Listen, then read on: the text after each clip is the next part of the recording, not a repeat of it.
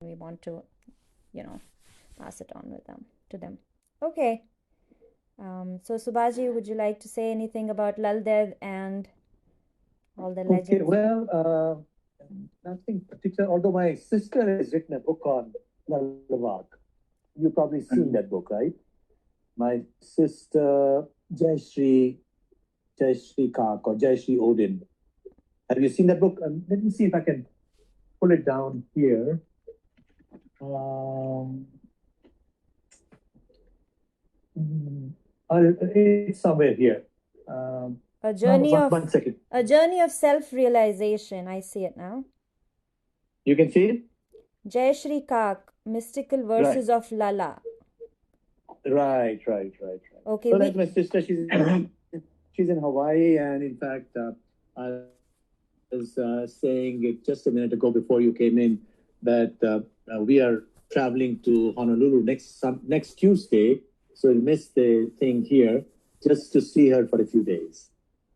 So okay, but I have nothing particular to say about Lalbed. However, the whole understanding that we have of what happened in Kashmir and what happened in the rest of India uh, is colored by several layers of what Sai Deepak, he's been very much in the news on social media lately, calls three different colonizations: Islamic colonization, the British colonization, and finally what he calls the Nehruvian socialist colonization, or what he says it was expressed through a construct by the media and by the entertainment industry and by Bollywood, etc. Various things that how everybody lived in harmony. And his book has a lot of data. There's a fantastic video. We spent 2 hours watching that this morning, and you might want to see it also. His interview with Smita Prakash of ANI. Awesome. He's very good. So the point basically that I want to make is that our self understanding is informed by by an attempt to present an ideal view of the past, which did not exist.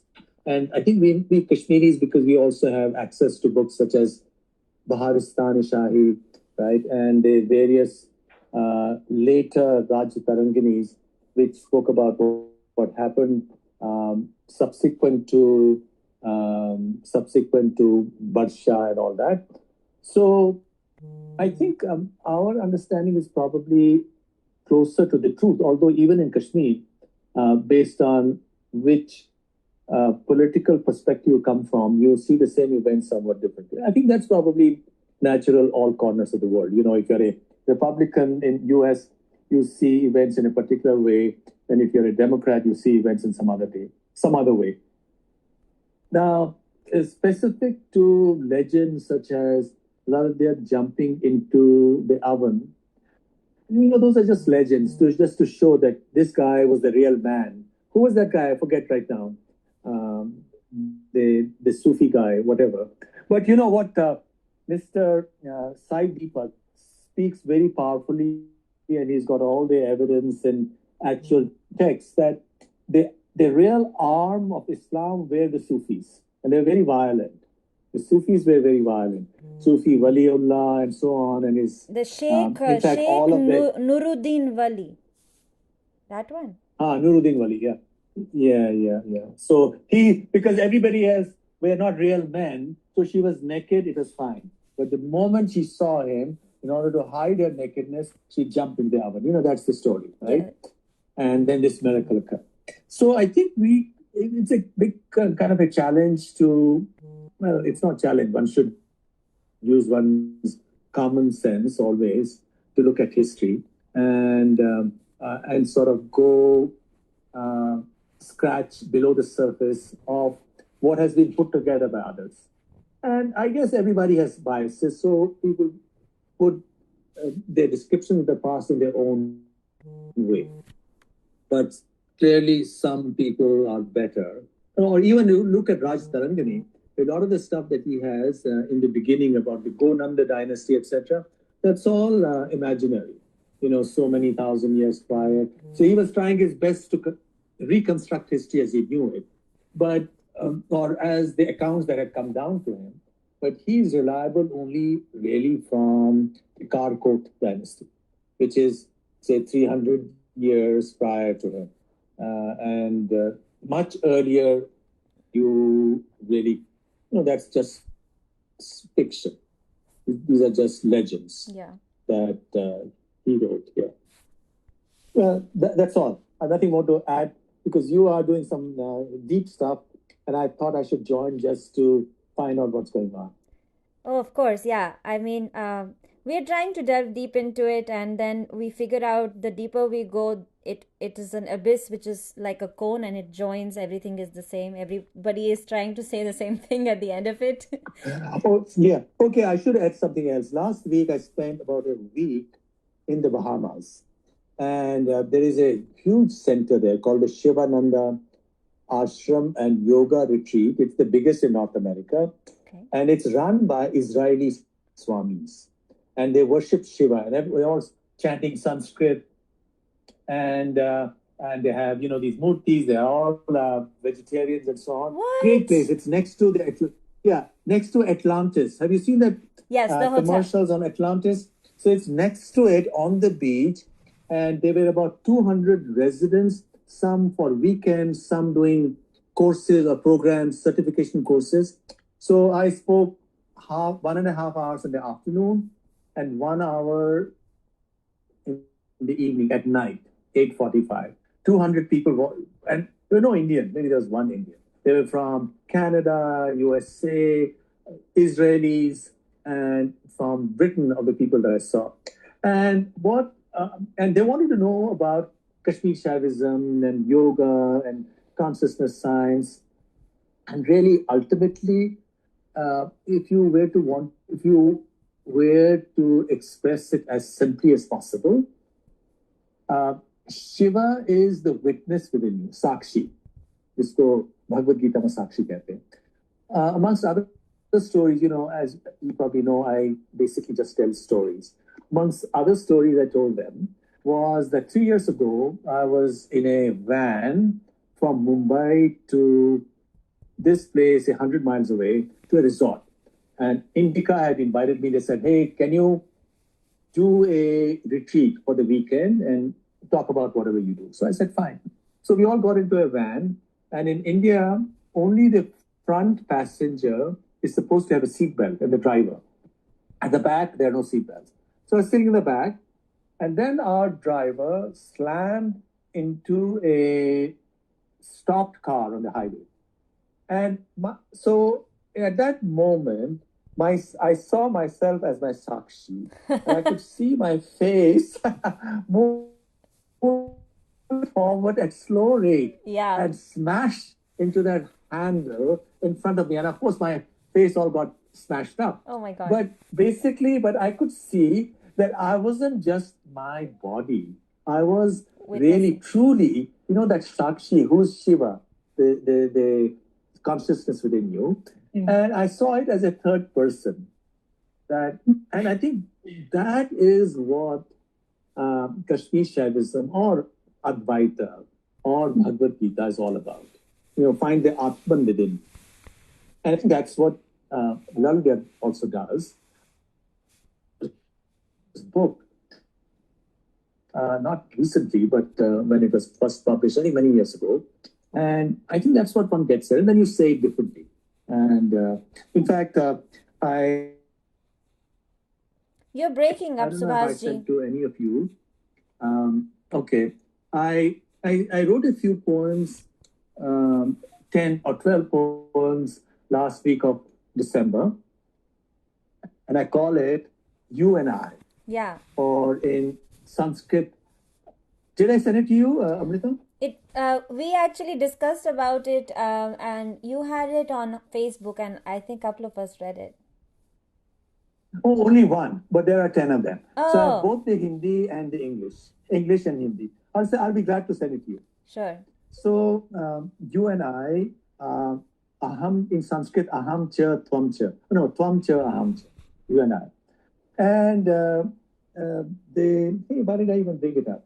Um, the thing about what is the difference between two people? Who is one and who's the other? Yeah, okay. No, I know why I mentioned this. So, you know Sunayana Kachru, Yes, yes, the poet yes. in Boston? Mm-hmm. Okay, you probably have met her. So she had written something up. So I just to establish that touch in an email. So I sent her that stuff, and and then she replied with a little poem she wrote in Kashmiri, just like Lal Vaakh, with English and Hindi translation.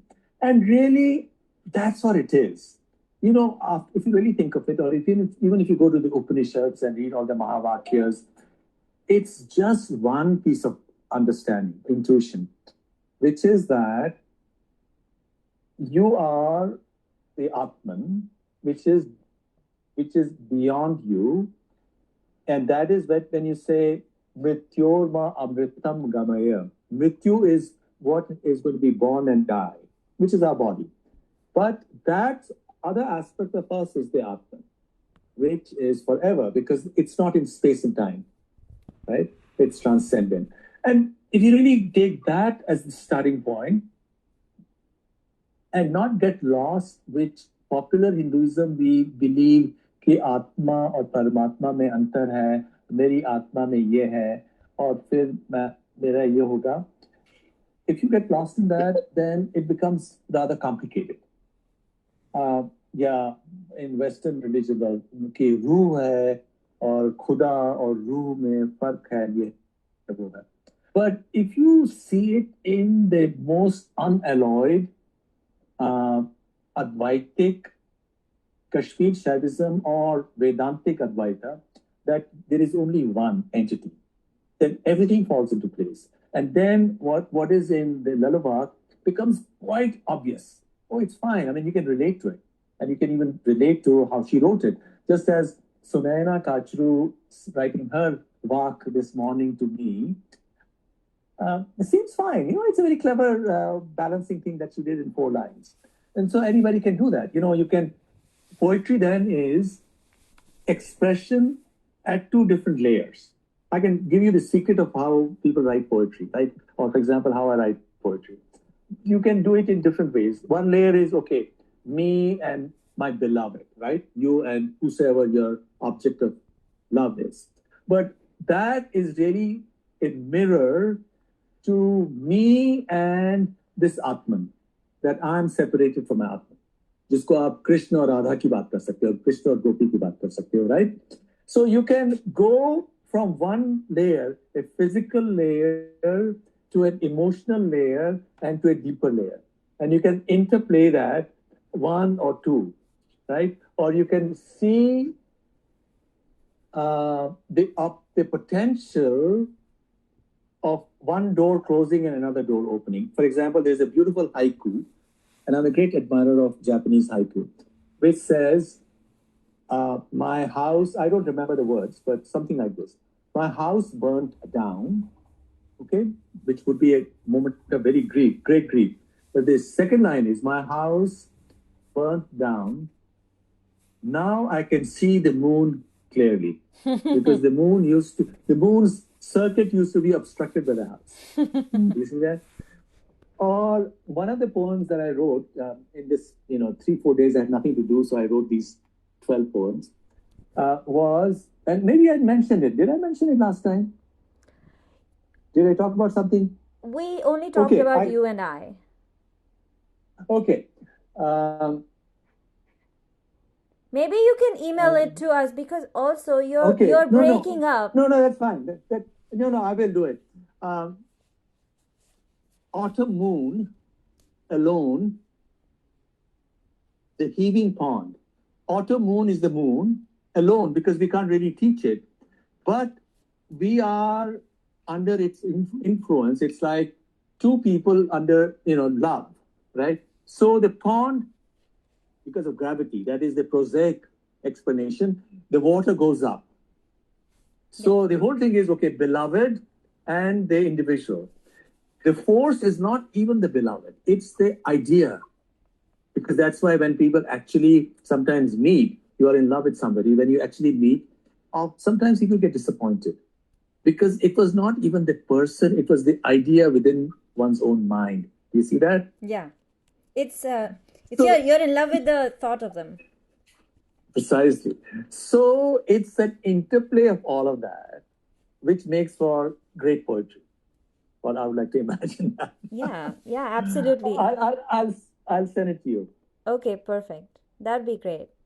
Send it to the group and then we can all discuss it because our discussions usually don't happen on the Google groups, but a lot of it happens on the WhatsApp group, which you're not a part of. But I'm sure if you were, you would be like, you'd be like totally like amazed by the discussions we are having over there. But Oh, really? yeah, Oh, I don't go to WhatsApp. yeah, I know that. It's just too much of stuff. But I did give you an Okay, I will update. send. Yeah. Yeah, I will send it to you, to all of you, and you can be, as I tell my friends, you can be amused by it and tell Okay. each other, "Hey, what's wrong with Subhash Kak?"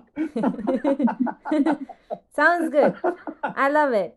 So I've written a couple of poems also, but we will come back to it one day when it is more relevant. I have Right. written about religion and about lots of other things. People trying to convert me. Anyways,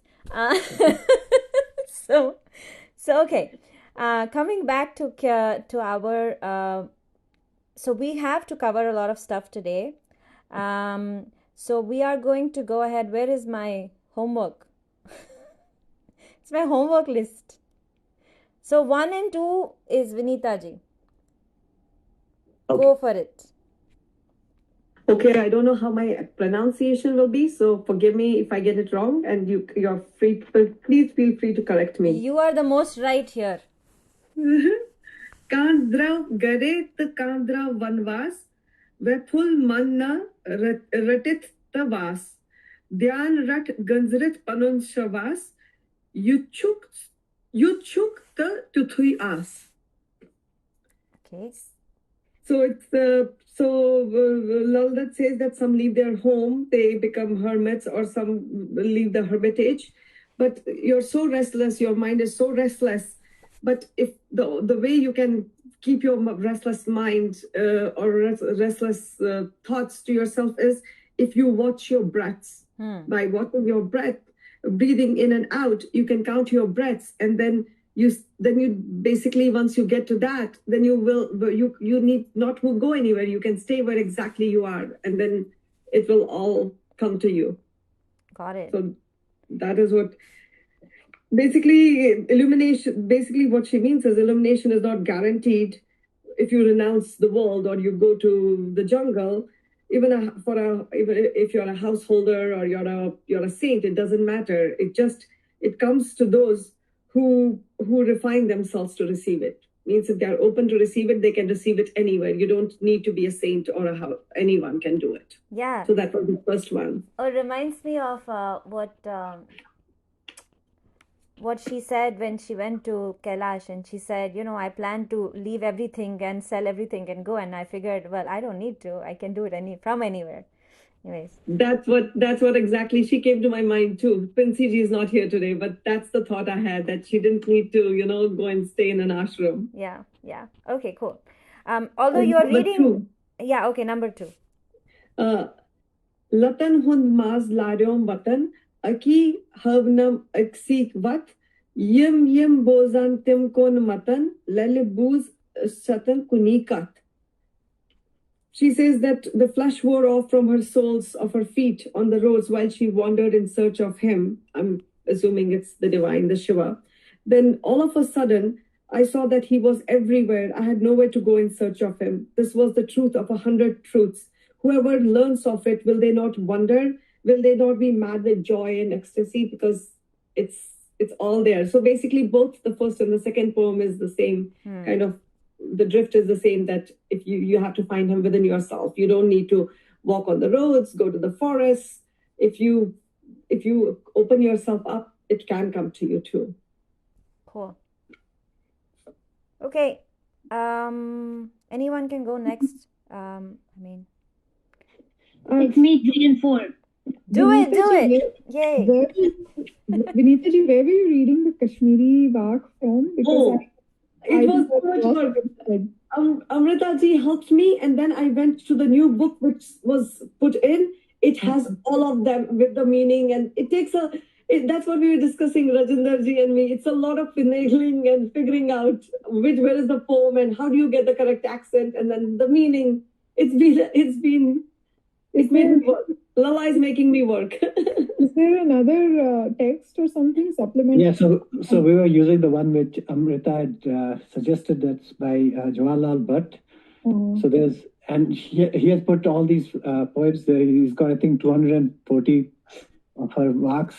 But the thing is, the ordering is totally different from the one which is in the other books. So you have to kind of look for the first sentence and try to find where it is in that set, and then It's easy.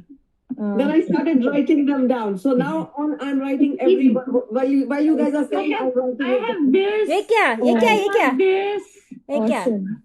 I have this. I'm going to Oh, make my own encyclopedia now. And now it's I'm खतरनाक. even writing them down. Oh my Yeah, god. to maybe compile a book now. So No. who's I the think it's medal? very hard Medal. to So she medal understand. doing Winkins. Hmm? So the my medal Winkins. But can I tell you, my mother has never been impressed by me. But for a change today, I told my mother in the morning, can I tell you something? And I read. She's like, Lal Vaakh para. I'm like, yeah. Suddenly my daughter is getting spirituality. I knocked the socks off her feet today for once. that's great. I love it. I love it. It's hard to impress a mother, truly. All right, so go for it, Meera ji. Since you have like 3 books now, we are going to have a big lecture on this now. We better get more explanations. No, there is no explanation in Rajinder. What is it? Jawaharlal. Bhatt. Sorry, मैं राजेंद्र जी बोल रही हूँ. Jawaharlal Bhatt वाला जो book है. हाँ, but उसमें कुछ It's just line to line meaning. meaning.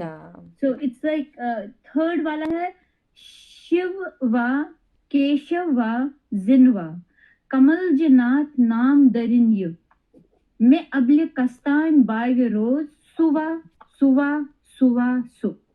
So I think basically she wants I think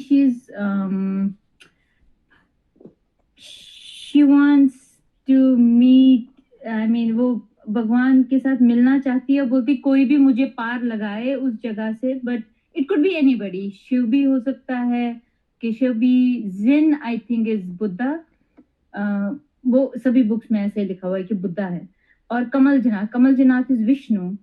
So she basically says anybody can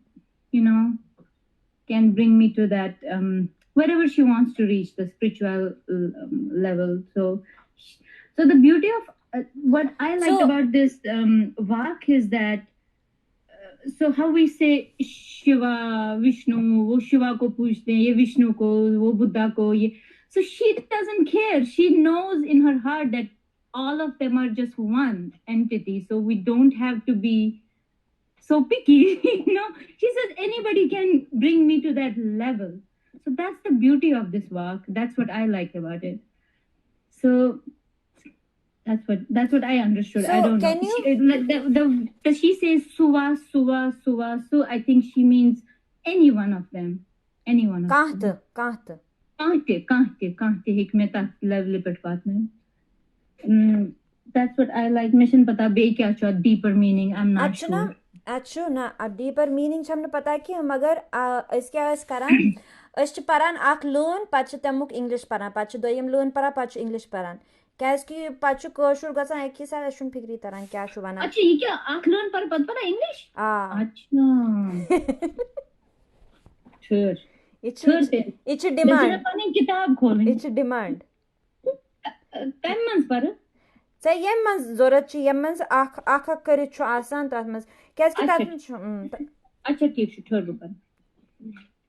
3 3 4. Oh.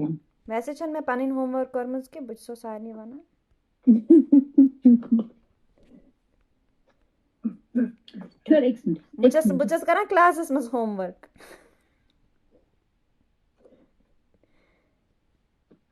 In that sense, then it will be better to do it from this.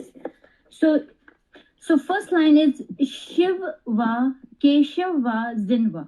You may call him Shiva, Keshava or Buddha. Kamal Janath Naam Dharin Yu. Or even lotus born Narayana makes no difference. Me abli kastain by rose, whoever it may be, I wish this poor woman gets released from the sickness of this life. Suva, suva, suva, su. It could be him, it could be him, it could be so that's Nice. what I like that. I like that, yeah. I love this quote. Like we make so much hassle about isko पूछना शिव है ये है विष्णु है, but for her it doesn't matter. कहाँ तक है? So that's what I understood. I'm not sure if I'm ignorant or ये जो कैफी ऐस खतर जो Kaifi. If I remember right, मेरी जो बहन की किताब है उसमें I think she takes this as about the breath. जो Jayashree Kak. Yes, I wanted to buy that one too. Actually, Dr. Nirmal Mattu के पास वो वाली book थी, so he suggested me to buy that book. So I wanted to buy that book too. Yeah. उन्होंने क्या लिखा? तो मुझे जहाँ तक याद है, अभी मेरे सामने नहीं है, शायद ऊपर की मंजिल में है मेरी लाइब्रेरी में, तो उसमें जहाँ तक मुझे याद है, वो इस लास्ट लाइन को कहती है कि वो breathing in and breathing out. Oh, it's breathing in and breathing out. Oh, I thought maybe it's just उसकी anyway. If I remember right, I'm not sure. Oh, okay. I have to check it. Suva means inhale and exhale. So what does that have to do with anything? I don't understand. Because I think what she's trying to do is that ultimately who we are is our experience of ourselves, and that the foundation of that experience is in our breathing. But जैसे प्राणायाम में भी योग में breathing, that is being in touch with your own inner world, right? Through breath. Wow. Because otherwise we are only reacting mechanically or instinctively to the world around us. In order to sit back and take hold, we must first of all focus on breath. Oh, that is so interesting. That is so amazing. Could be. I have to check the book. Inhale and exhale. Okay. In this particular verse, the him is basically whether it's Shiva, Vishnu, or Buddha. I think that is the connection there. So it could be that. Okay. Yeah, okay. But I think what Vinita Ji's verses were, they were on breath. Okay. Yes. The other one which I did not understand suva. So मैंने अपना दिमाग लगा maybe she's saying it could be him or him or him. I don't know. I could be wrong. I don't know. Maybe the translation वुचुतना चाहत. आते चिठर वो बनाना जबिया. I think Sham Mr. 334. Though it's actually a separate. I did read about it. There's some with the Hokan at the last line mentioned that. So we will spend our lives just breathing, but when we are full about the breath that we take, that's the way. There's another verse. It is suva. Yeah, mindfulness, breathing, conscious. Okay, next question. Na emichna zu techi doyum. Ami pani swadras narvichas laman. I'm towing my boat, pulling at the frail, untwisted thread in the ocean of existence. Kat boys die myon mitidikar. So I'm praying to be heard, and he will help me across. Oimian Titan points and shaman. That means the unbaked earthen dishes, like turd, of my life are filled with water, and it's gradually seeping away, and it's ready to fall apart. Zuchum Brahman Garagatsa. So it's a very it's a very popular Vaakh. So I'm still hopeful to get liberated, and Garagatsun means go back. Go back as in moksha? At spiritual level, or go back to meet with the God. I Meet think with God. Cool. In our Kashmiri language classes that I had attended last year, this Vaakh was something we used to say as a prayer in the beginning of the class. So, yeah. I mean, I read the first line and Sumit said the whole Vaakh. I'm like, you know this Vaakh? But it's a very popular Vaakh and everybody knows it probably. Your kids are a little different level only. They are 6 and 7 and they are saying this is kuch to hai. Kuch different level hi hai ye. Okay, so I like the diagram that you had made. Oh, that one, yeah, with the boat and the oar, yes. That was very There's but so much about boat and the sea and the thread, and there's so much about boat. Is it because she was in Kashmir? Or is it because it's just Bausagar, Bausagar, Bausagar? We keep repeating that. What is the... Subhaji, why is she so much about boat and boat and boat? Because we see our normal experience or normal mind self as one edge of the river. Ek side mein hai, and the other side, if you cross this river, is where Atman is. क्योंकि हम अपनी आत्मा से विमुख हो गए हैं. तो इसीलिए जो तीर्थ स्थान भी भारत में होते हैं, तीर्थ हुआ जिसपे जहां नदी को तार किया जाता है. See, that is, so these were symbolic places to suggest the crossing that is fundamental to enlightenment. You have to do a symbolic crossing, right? Okay. I think we have covered 1, 2, 3, 4. Yeah. 5, 6 go our last time. So करो तो miss. अगर तो वही hack बे वही सु फटाफट. मगर. Ani. One, please, one. वो आना एंडस पेट. When करो तो 6, 7, 8, 9 तो और स्मॉक लो मत actually. सुना? Then the next one would be okay, hold on, let's see. But 9, 10 I think was yours. 7, 10 was mine. 11, 12.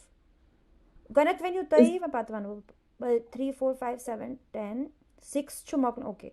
So 11, 12 was Kemsun. Yeah, was mine. Okay, go for it.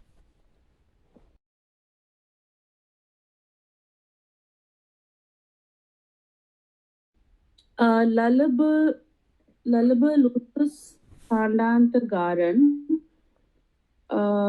Basically Lala saying that I'm wasted, exhausted, trying to search and find. Hilme Kurmas Resinishite. And I tried to tug the doors, basically what she's saying. Hilme with a rope I tried to tug the doors as well. Vuchun Yotmas Tarid Titmas Baran, which is try to see but the doors were shut. Mete kal ganyot zogmas taite.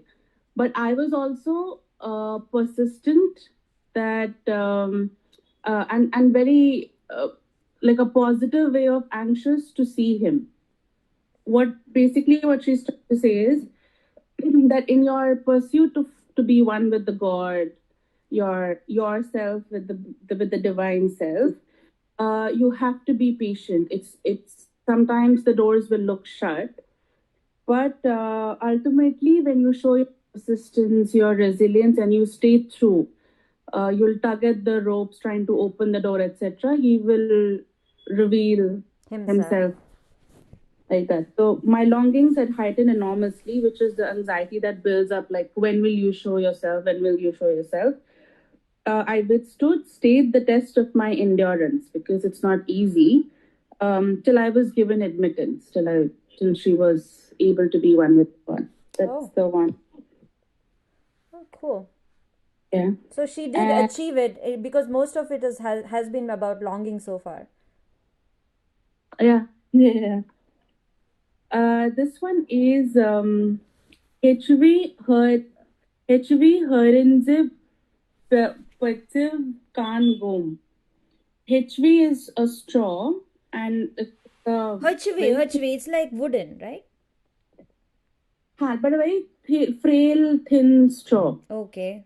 Hatchery. Hurt gay lagger. So hatchery. Okay.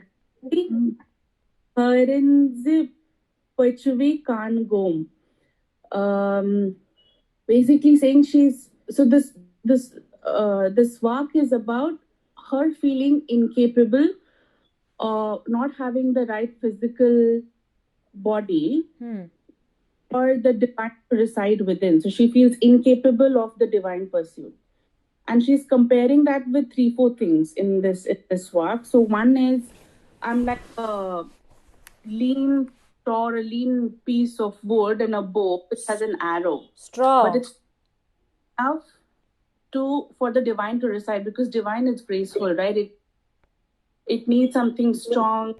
So that's like a bit ill. Second comparison is like unskilled carpenter. Suppose you ask an unskilled carpenter to make a great palace, right? Not the right or appropriate labor, right capabilities to make a great palace. So that's what she compares herself with. That's the second comparison. Third comparison is Manzabag Bazas Kul Firoz Van Gom. Meaning, like, you're a shopkeeper in the middle of a very busy marketplace, and you left the shop open and went out for a very mundane thing. Like, you're not smart enough to realize that the real thing is the shop, or the real thing is meeting the divine, but you're stuck in the very regular jobs. Tirath Rosapan Gom Kusimaile Zaine. What Subhashi was mentioning, right? Tirath is when you dip yourself in the holy waters, and usually temples around will have those places. So it's like you're going to a holy place without taking a dip in the holy waters. So each of these lines is a comparison that the spiritual journey is very arduous, and the seeker sometimes will feel that I'm not capable enough, this is not my cup of tea. There's lack of, I like the two words that the notes say, lack of courage and strength. Because for this journey, you have to display these two qualities. So I've highlighted that, courage and strength.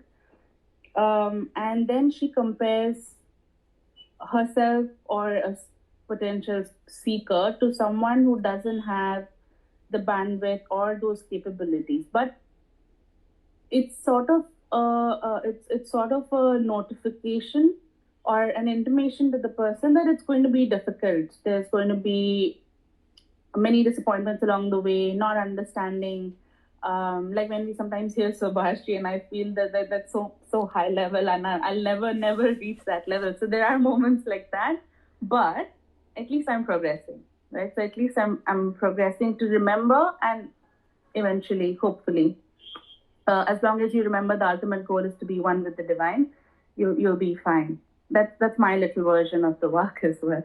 The notes don't say it. Cool. Yep, that's it. All right. Who's next? I'm going to say, I found a kind of secondary way of looking at this in one of the writings by Jawaharlal Jawaharlal Bhatt.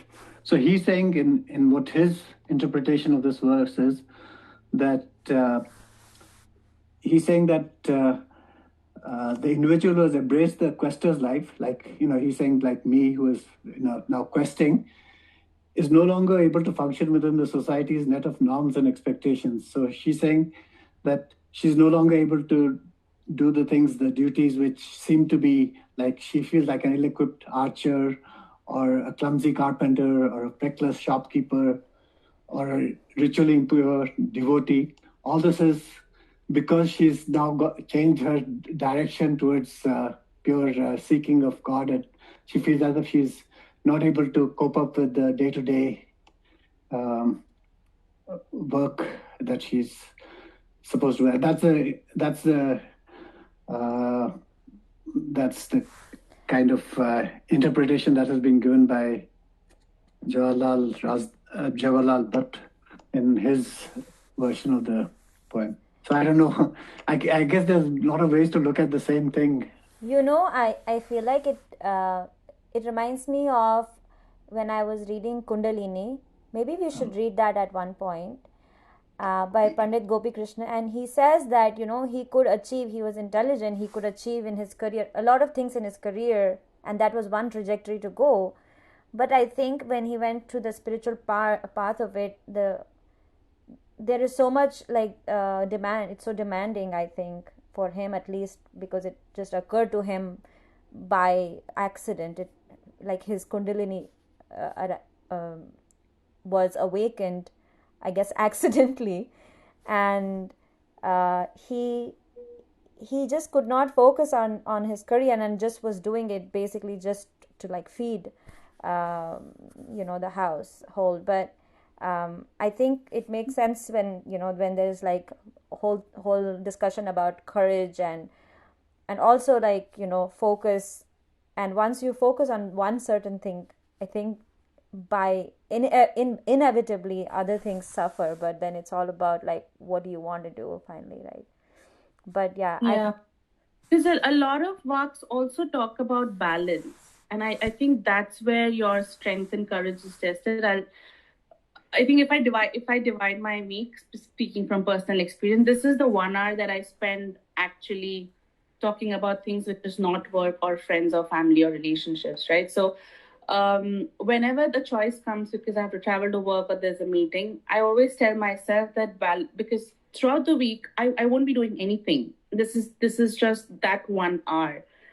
And because Lal Dad also doesn't recommend to become a sannyasi, there were a couple of Vaaks there also, right? You have to be a householder, perform your household functional duties, and yet remember that this is still mithya, right? You have to still come out of it, which is the difficult balance. You have to be attached yet detached, that it doesn't bother you and takes you away from the real purpose, which is being one with the God. And that's what takes mighty strength and courage, because so many distractions for but also but यार ये सब लोग हमको बोलते हैं कि तुम लोग नॉर्मल लाइफ जियो और खुद सन्यास बनते हैं और हमको बोलते हैं ऐसे जियो. Like it's hard for us to no, do that. but also going back to what we have learned, that even if you are doing your thing like running a house or cooking or anything that seems mundane, if you go deep into it, that is also another way. It's your also it's your contribution to raising a family or supporting someone. If you're a caregiver, that's your purpose as well, as long as you do not forget the real thing. So just that you shouldn't be so consumed by purpose that it starts with your head and everything becomes about that. You got to pull yourself out as well, which is the true test of your commitment to the divine purpose. Like I feel like instead of thinking about anything that you do as you should come out of it, I feel like another way of thinking about is like, if you really want to do it and you have to do it and it interests you, instead of removing yourself from it, you get more into it. That's another way. Which my grandfather always talks about, like one thing he learned from Swami Lakshmanju around Kashmir Shaivism, which is one-pointedness.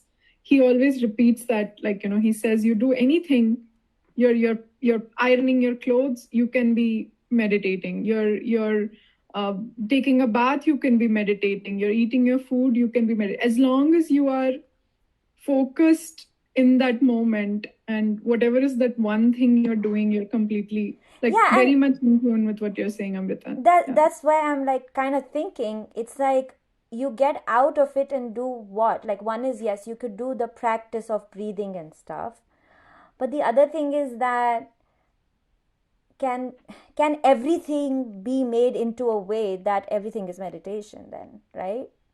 So Yeah. I'm kind of like, When you're doing something like what Shrutiji explained, right? That's also a way that you're not okay. I mean, just take ironing for an example. Uh, like you're not so much into the thing that you forget about the real purpose, right? If you're doing that in a meditative state, that's the balance, right? You're just not focusing on removing the one right, crease and just why the hell this crease won't go away. right. Not that doing it and yet you're meditative. I So think that's yeah, the I agree. It's like instead of getting anxious कि मेरे को खत्म करना है versus like enjoying it. Yeah, both ways It's it kind gets of done. like that what Subhashji said, right? It's like you are there, but you're also the sakshi of your doing whatever you're doing. So Correct. Yeah. yeah. Well put. Okay. Yeah. This reminds me, sorry, this reminds me of my mother saying Chachi lagan gant tus karnas. Versus tuts karan versus asan tusi kara pati gant versus sir ki konun mas var karan meus yoega chan. So I think that used to happen more when I was like younger, and now I don't. I wish I was. I feel like I was more of a sakshi at that time than I am right now. But anyways, Rajendra ji, go for it. So this is number 13, right? Yeah, 13, Yeah. 14, I think. Yeah. 13, yeah. Lalbadrayas, Lolare, Sandan Lusum, Din Kyorat, Uchum Pandit, Panye Gare, Soy Me Rotmus, Nashatar the Sat. So Lalbadrayas, Lolare, so means Lala, she's talking about herself. I went searching for my love. Sondum Lusum Dun Kyurat. So I looked for him day and night. Uchum Pandit Panne Gare. So I found the Pandit right at my own home. And then she says, Soy me Rutmas Nashatur Tasat. So I took him in my heart and I found the Pandit in my own house, and I used that, captured that moment, brilliant moment in my life, and held on dearly to it. I think what she's trying to say here is so the truest home of the Lord is the loving heart of the devout devotee. Where else would the Lord like to stay other than the heart of a dedicated devotee? Laleshwari was fully a realized soul who had achieved all the heights of awakening. She says she spent many days and nights in a feeling of absolute eagerness in search of her Lord, but could not see him anywhere till she found him in her own loving heart. Though the presence of the Lord is sufficiently glaring everywhere and everything around, but his real home, as she calls it, is the loving heart of the devotee. So Laleshwari does not recommend visiting holy pilgrimage spots and temples in order to meet the absolute Shiva. The whole universe is his creation, and his presence is felt dazzling in everything. So one should try to look within oneself to seek his presence instead of looking around. One should definitely be able to develop eyes that are capable of recognizing him in all his creation. And once any such success is achieved, that would surely be a big day for a devotee. Laleshwari regards the occasion of meeting her Lord within her own heart as a truly memorable and important event in her life, because that heralds the significant state of her life. The awakening of self is truly a big event, as the self and Shiva are no different but one and the same. On the achievement of full awakening, all duality finishes and the devotee becomes one with the Lord. Is the greatest fulfillment of purpose and the ultimate solution to all the pains and troubles of the world, besides the freedom from the recurring birth and death. It's like a tiny drop of water becomes an ocean by becoming one with it. The individuality of the devotee finishes with the feeling of great ecstasy, felt or experienced never before. So anyway, these were notes I just reading out from what I'd read out, from what I'd captured from some of these people who had written about it. But I don't think I have anything more to add to that. Cool. You were supposed to also the fifth one? Yeah, I can do the it if fifth you one. want to. I feel like we covered it now that I read it. I feel like I covered it, but I can read it if you want. Yeah, why don't you go ahead and do it? Yeah, okay. So it is Lalit Vaday Buvoi. I will weep and weep for you, O mind. Setha Muhak Peyamai. The world hath caught you in its spell. Roisin Pat Luhlangrich Chai. Though you cling to them with the anchor of steel, Niswaroop Kya Muthui Hai. Not even the shadow of the things you love will go with you when you are dead. Why then have you forgotten your own true self? I think we don't need a translation for this, but Lolangar is basically the iron anchor. And so basically, she says that, I weep that, when will I get there? And sometimes I feel anchored and not be able to move in the right direction. But in the right direction and anchored by the Maya, or basically the worldly desires. And so she says,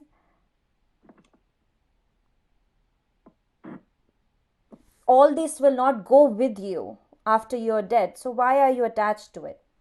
So let go of them. So no longer, I was discussing this with my mother the other day. No longer actually also like household activities. Yeah. Like which was like aha moment for me, because I was taking the literal meaning, but it actually means grahast, right? Like you're so engrossed in your grahast. You miss the lo language pata, something like that. Yeah. Yeah, my mother used to use it also, and then this literally means like means loha, as in iron, but then in general it means the bonding, or not bonding, the anchor, or the tether to your everyday life. Okay. I guess, but yeah, good that you reminded, because I was always like, Mom, what are you saying? Okay, so I had to do 10 and I had to also do 7, but I let Shruti go for hers, because she's joined us after 3 months, and also I have not done my homework properly. But I have questions because I did not find Ha Manshe Kashmiri version anywhere. At least not in Jawaharji's book. Ha Manshe Kya Chuk Wutan Sekilavar. 90 Jawaharlal, but 142. 142, yes. Where? How? Wait, hold on. Okay, so meanwhile, can you go ahead, Shruti? Yeah, I'll do one of the two which I was able to locate so far, and then maybe I can do the other one after you go, Amrita. And I find the second Vaakh in the Jawaharlal book. Which one is yours? 14 and 15. Okay. I found 14 on page 106. I feel like let's figure it out right now, because this is like a thing, and we're like looking up 15 books. So I can go ahead with 14 and then can come back to 15 Picture. in a minute or two. Okay. Go for it. So the 14th Vaakh goes like this. It's Thandan Lesis Pernipanas Chapit Janas Votum Natkons Le Karmas the Versus Alathanas Bori ban the chavan cons. I think I hope I pronounced that right. If you do the line and then the meaning, then we will fix it ourselves in our heads. Okay. So I don't see line by line, but the summary in the book Vaakh, the English summary is, I wore out myself hard searching for my true self, but success eluded me. It was a genuine crusade. So on focusing further, I got it and reached the goal, which was the abode of my Lord. Strangely enough, I found lots of jars filled with plenty of wine or divine nectar, but only a few to drink. And I really liked that analogy to the metaphor of the Amrit or wine kind of thing there, and the fact that it's self-contained, but it's almost out of reach. Only some of it is within reach, and she's like probably trying to figure out, okay, how do I tap into the rest of it? So yeah, I really liked the imagery in this park. Totally different topic, but somewhat related is, if anyone's watched Avatar recently. The second one, yeah. उसमें अमृत का नाम लगा लगा के, ओ बाप रे, they've just used. So if you look at Star Wars, Avatar, everybody is using yoga and like Indian mythology to it, because see, at the end of it, when you make so many movies of the same thing, it has to end with something spiritual, otherwise you can't end it. Yeah. So it was nice to see Han Solo also go into spirituality and levitate at the end of it. So anyways, okay, so I did send you your next one on your WhatsApp if you want to check it out. Let me see.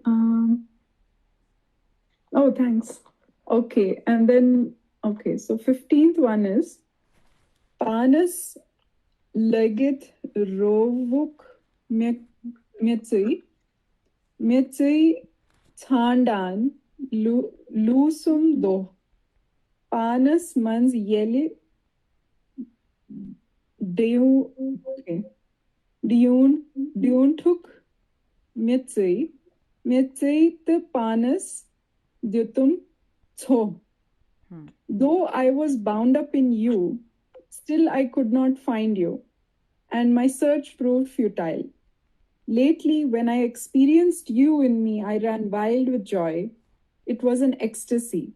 I forgot myself totally and inferred that the entire duality had vanished. Very beautifully written.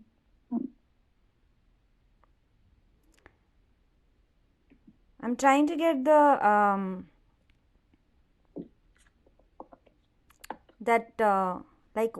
sentence by sentence translation. I found it. It's on ikashmir.net. Panas. So say the Kashmiri and I'll say the English part of it. English, okay. Panas legit rovuk metsui. Ruduk metsui. Sorry. Thou wert absorbed in thine own self, hidden from me. Mitsui thandan lusum do. I passed whole days in seeking thee out. Panas mans yeli tuk mitsui.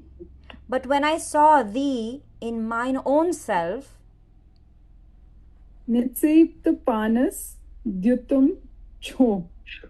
Cho, okay. O joy, then thou and I deported ourselves in ecstasy.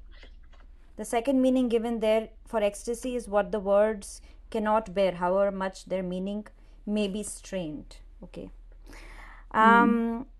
Okay, interesting. So basically it's saying you and I found you in myself. So basically you are in me. Okay. So I had one more. Kotiga.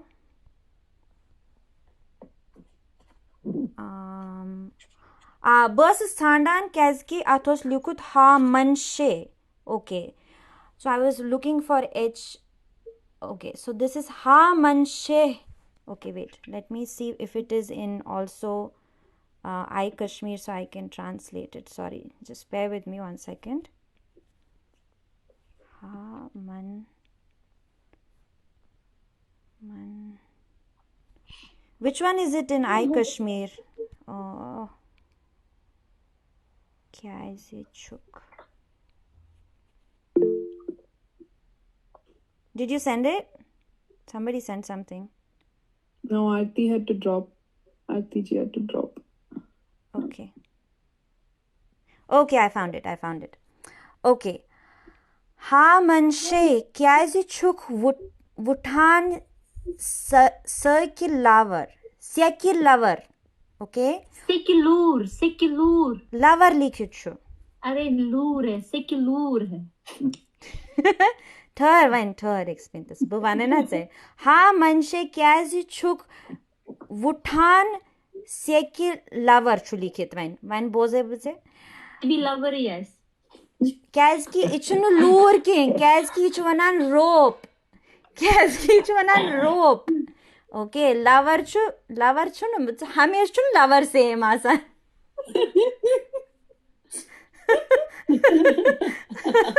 आज भी हिंदी पढ़ लिखित अच्छु हिंदी पढ़ लिखित because Hindi पढ़ lover लिखित अच्छु English पढ़ lover क्यों? Oh man, why do you twist a rope of sand? Aimi rakhi ha mali pakina nav. You cannot tow your boat with it. You lukhui naranan. Thirty, explain this. You lukhui naranan karmanya rakhi. What God has written in karma's line, tiha male hekin firit ka, cannot be altered or reversed.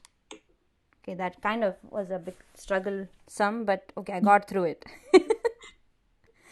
Okay, so basically it means, oh man, why are you twisting a rope of sand? Do you think it can tow your boat on the murky water of this ocean of existence? Whatever course the Lord has charted for you cannot be altered in any case. That's what it means. All right. I think this is more of a Kashmiri reading lesson than anything else. And I learned that basically rope also means lover, apparently. I'm in love with the lover. Okay, sounds good. We are on time. If anybody else has some extra notes, can share now. Aarti has said bye, I guess. She has to work. It's a work day. I was just wondering, did anybody else have the same impression that Sufism was created so that the Hindus who had recently converted to Islam would find a balance between their new religion and their old religion? That was what I mentioned in the group. Yeah, so do you think, is that what everybody thinks like us? Is that what the opinion of everybody else is? What Vijayji later on said, that Sufism did not originate in Kashmir. It was brought in. Apparently Sufism existed already. But I was like, इसीलिए बनाया है हमारी वाट लगाने के लिए. But Subhash ji, tell us. Yeah, Sufi silsila jo hai, they came from outside, from Central Asia. And Sufis jo the, they were like the vanguard of Islam.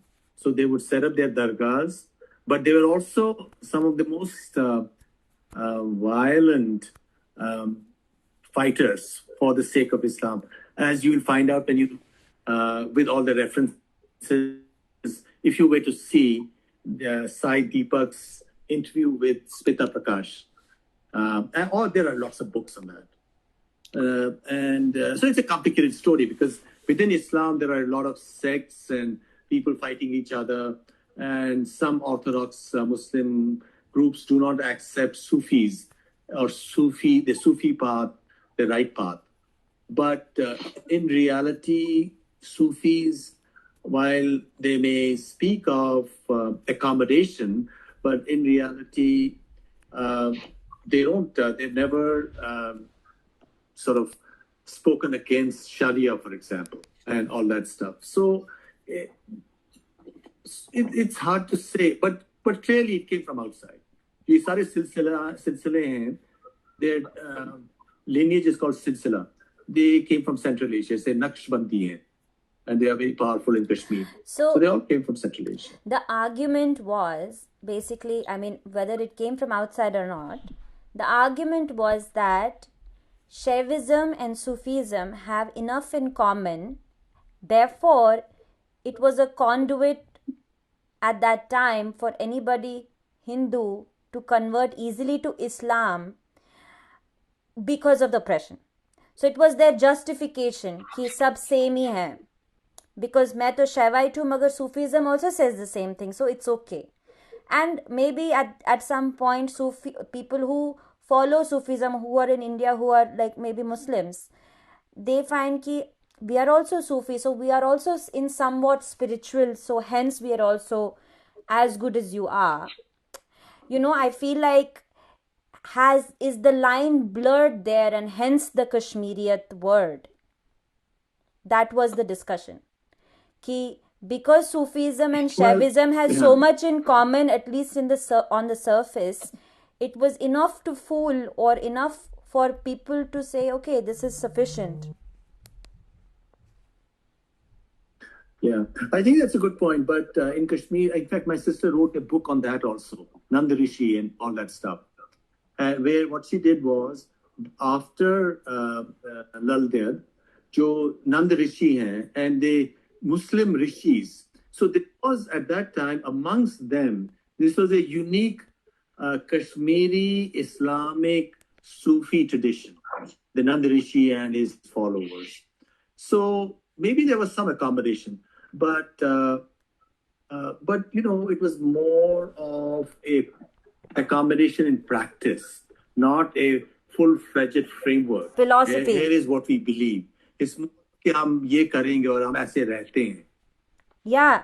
So because see, I think that's when we basically started, like I said, from let's say discussion that Kota and Laldet were from the same times, and the adulteration started at that time because that's when the Mughals and like you know the Muslim Islam and stuff came in, and so then Aarti had shared like the let me just bring that up. She had shared like the screenshot of the book that we are reading right now, I Lala, by Ranjit Hoskote, and in that,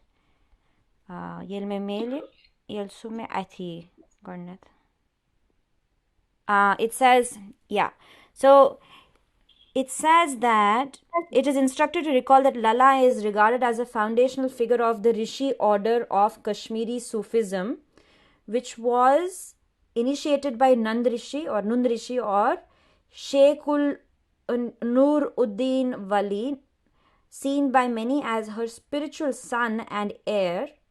Nuruddin and his fellow rishis chose to lead celibate lives, abstained from meat, avoiding injuring animals or plants, secluded themselves in caves or forests, and employed an ecumenical vocabulary drawn both from the Kashmir Shaivite and Islamic systems. The rishis instituted solitary meditative as well as collective devotional practices, and their followers convene around a network of khanqahs or ziyarats or whatever. I don't even know what that is, but Ziyarat is pilgrimage place. It's called ziyarat. Okay. So it's kind of like like I think around 1300s to 1400s, things kind of got muddled, and we are still kind of suffering from that time, I feel. Kashmir में ऐसा नहीं होता you know what's the... don't think ऐसा होता था. मेरे जो दादा दादी थे, and they would talk about these rishis, but it was never in a how we interpret it now. we interpreted it as, oh, ye log humko convert karna. It was nothing like that. Probably they didn't know, probably they were ignorant, they didn't understand. I'm not sure. I would not be able to speak for them. Not But convert. it was never like, they were highly respected. नहीं correct नहीं Sufis were, in fact, पता अगर I will share one of the writings on my family itself later on at some point. I found it in one of the papers that I read. We had, and my dad has also spoken about it. We used to have, so my great grandfather was Sharika Bhagwati. He was like, he used to meditate a lot, and he initiated a Musalman Sufi. His name was Misha Serb, and there is like still a Nag there, like in his, and there are legends of all the miracles that they did, and it was like symbolic. Our house was symbolic of Hindu Muslim unity, or whatever, like, Kashmiriyat, or whatever you want to call it. So nobody tried to convert because there was no need, because there is a common ground, is what I'm trying to say, because there was no need to. But at some point, if somebody says, hey, you want to become a Muslim, you better become a Muslim, otherwise I'm going to kill you. So there is an easy way to say, okay, it's as good as being a Hindu, because hey, you guys are Sufis, and that was the argument, basically.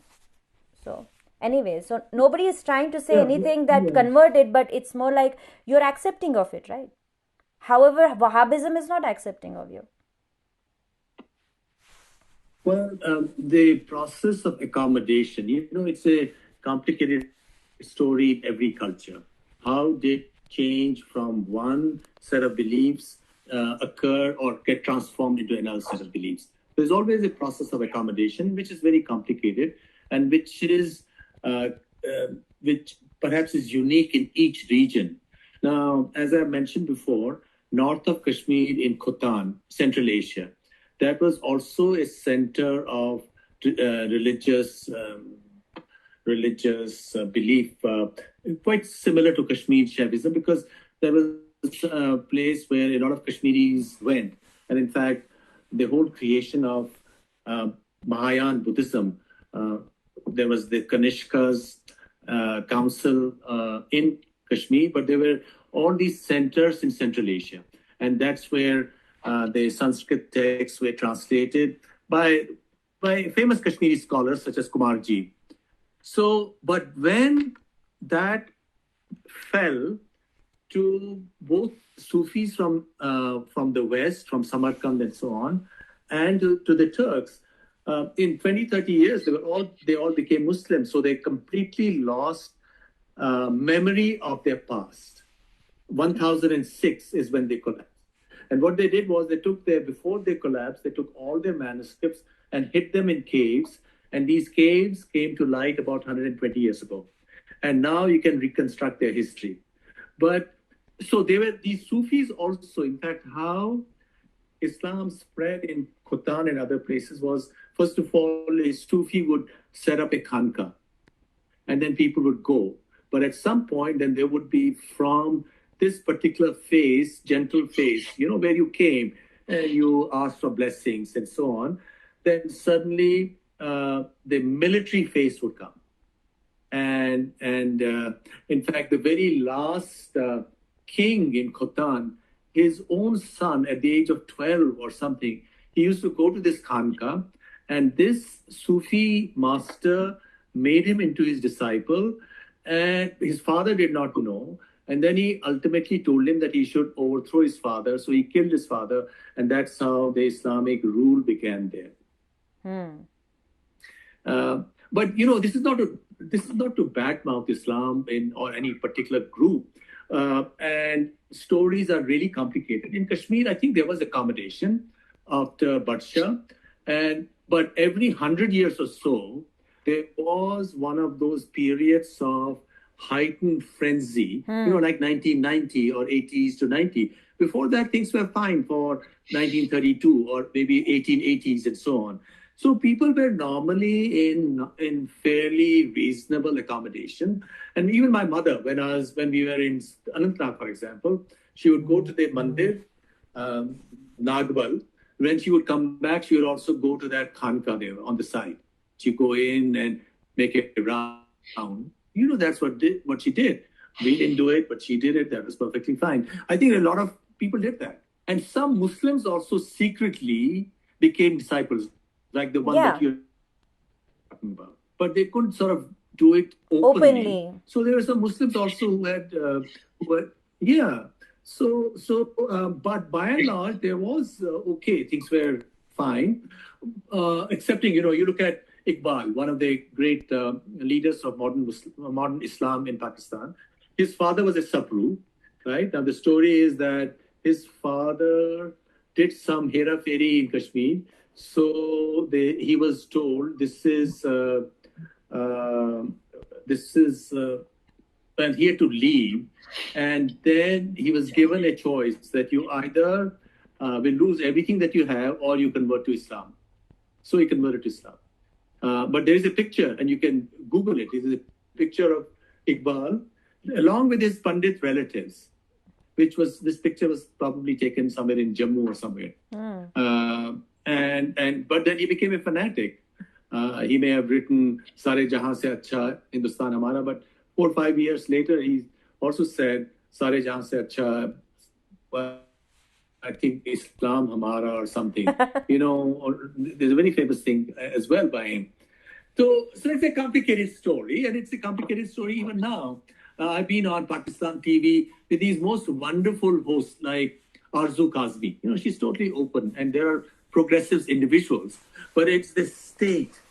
The state has a certain ideology. The ideology is कि हम रियासत Medina है. जैसे Muhammad had to run off to Medina and regroup and then conquer Makkah. So we got separated. We are Medina, and we are waiting to reconquer Hindustan. That's the story. And it's true in many people's minds, even people who seem very reasonable.